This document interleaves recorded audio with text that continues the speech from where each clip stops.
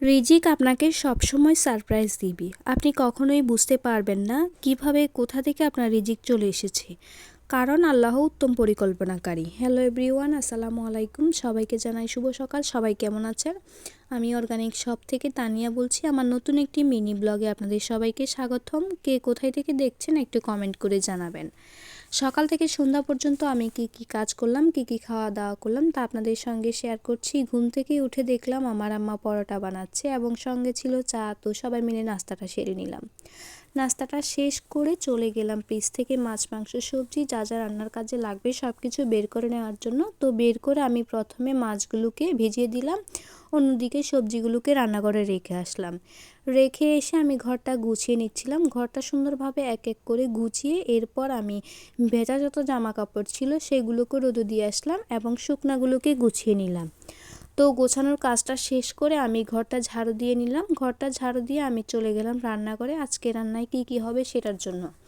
তো এক এক করে সকল সবজিগুলো নিয়ে নিলাম এবং এক এক করে কাটা শুরু করলাম। প্রথমে আমি আলুগুলোকে ভিজিয়ে দিলাম। আলুগুলোকে ভিজিয়ে এক সাইড করে রেখে দিলাম। এরপর বেগুন, টমেটো, কাঁচামরিচ, পেঁয়াজ, ধনিয়া পাতা সব কিছু আস্তে আস্তে কেটে নিচ্ছিলাম।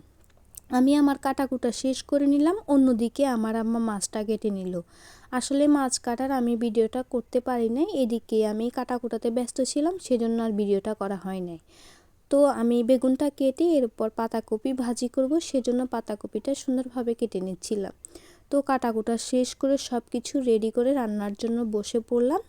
প্রথমে আমি বাটা মাছ দিয়ে বেগুন রান্না করে নিলাম।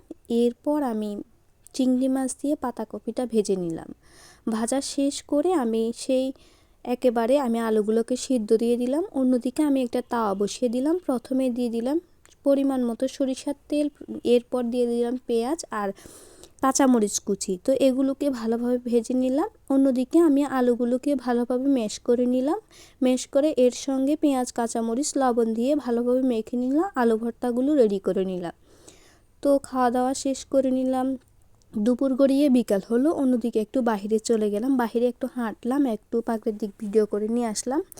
এরপর আবারও পুনরায় বাসায় চলে আসলাম। বাসায় এসে আমি ভেজা জামা কাপড়গুলো শুকাতে দিলাম এবং শুকনাগুলো গোছাচ্ছিলাম। তো গোছানো শেষ করে চলে গেলাম রান্নাঘরে। রান্নাঘরে গিয়ে দেখি আমার আফু ঝালমুড়ি বানাচ্ছে। ঝালমুড়ি বানানো প্রায় শেষ, সবাই মিলে খাওয়া দাওয়া শুরু করলাম। অন্যদিকে চাটাও বসিয়ে দিল, চাটাও খেয়ে নিলাম। চাটা খেয়ে আজকের ভিডিওটা এখানে শেষ করছি।